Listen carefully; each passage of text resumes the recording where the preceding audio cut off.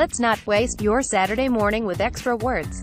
You know that Seattle Sounders are hosting Columbus Crew at 1 p.m. You have questions. We have answers. Patrick Murphy from SF Report answers 3 questions. They were exchanged between Thursday and Saturday because I forgot to answer a question. Gyasi Zardes is back to scoring goals. What did Berhalter do to get him to be effective again? I think for one, he's playing him at forward. The Galaxy used him in so many different spots towards the end of his time in LA, it was hard to get comfortable, much less score. Also, Zardes is healthy, which was not the case last year. Ultimately though, I think you're seeing how Crew SC's system is very forward-friendly. While Ola Kamara is obviously doing well in LA, it doesn't seem like he's getting the chances he got in Columbus. Berhalter's system is all about getting the forward opportunities and Zardes is the latest beneficiary. Justin Merrim is gone. Who is replacing his production?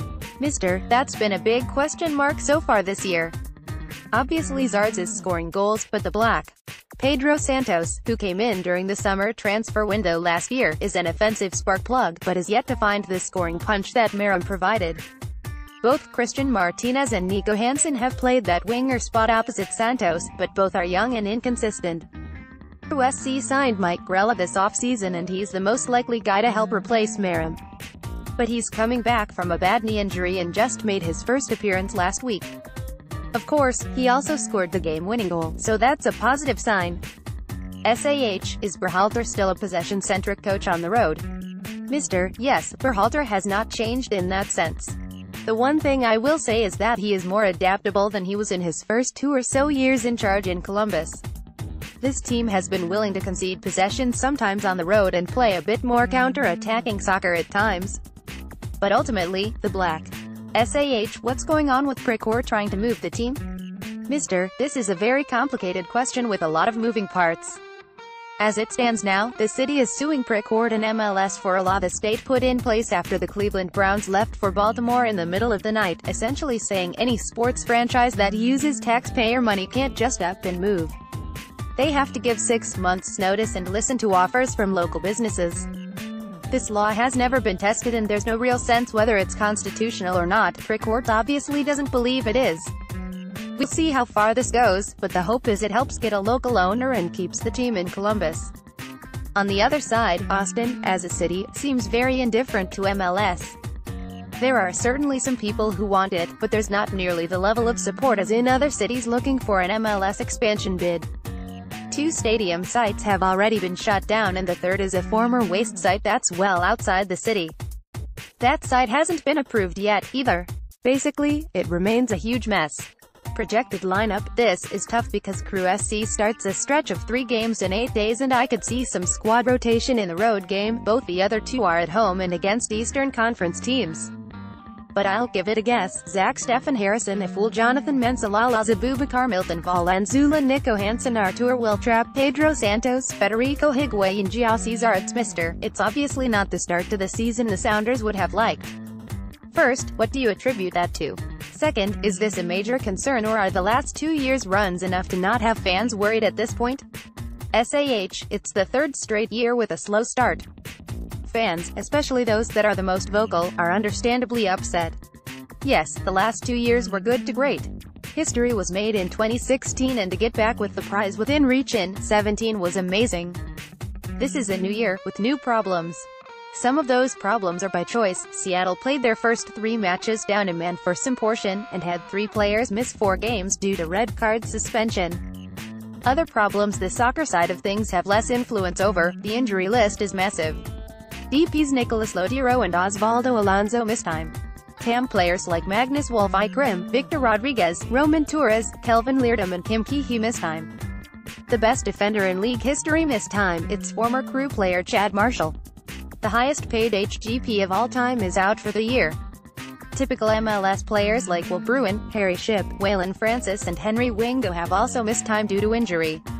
Saturday will be Seattle's 7th league game of 2018. Their total injured list looks better than the squad that went to MLS Cup 2 years in a row.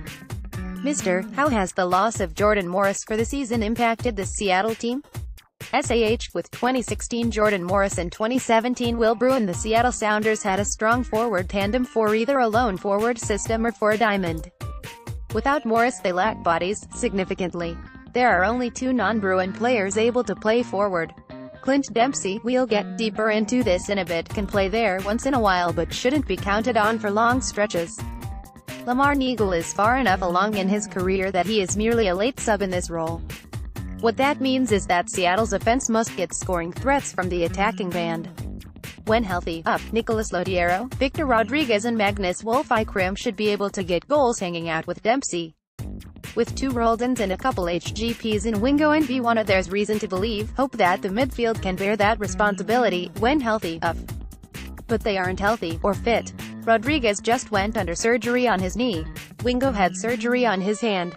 Wolf isn't fit enough to start regularly, so the burden is now on a bunch of guys that could be on U23 squads, or younger. There's no help coming until July either. It's a frustrating set of dice rolls, but just maybe Sounders can grind through it and get to that red line in time for reinforcements. At 35 years old, Clint Dempsey is no longer a spring chicken. How has his game changed, evolved to compensate for father time? Clint is less active on defense than he used to be. Even then he wasn't very active. He gets pulled from games, sometimes doesn't start. His off-ball runs are less frequent, and not as long. Even his touch isn't what it once was. While this may not be Clint Dempsey's last year, this is the year where it has become obvious that one of America's greatest is fading away. He's still a threat, but is now not a DP based on what he does on the field. Of course, Dempsey still feeds off doubt, so if someone puts this in front of him he will perform well. With a midweek game upcoming, it is likely that he doesn't go 90 or even 75. A projected lineup as well, please.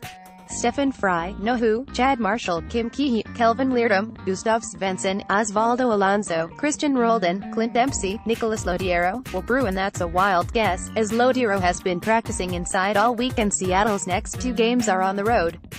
Schmetzer needs a home win so can't afford to rest bodies at this point. Magnus Wolf-Eichrim and Alex Roldan might find themselves starting for players like Lotiero and Dempsey.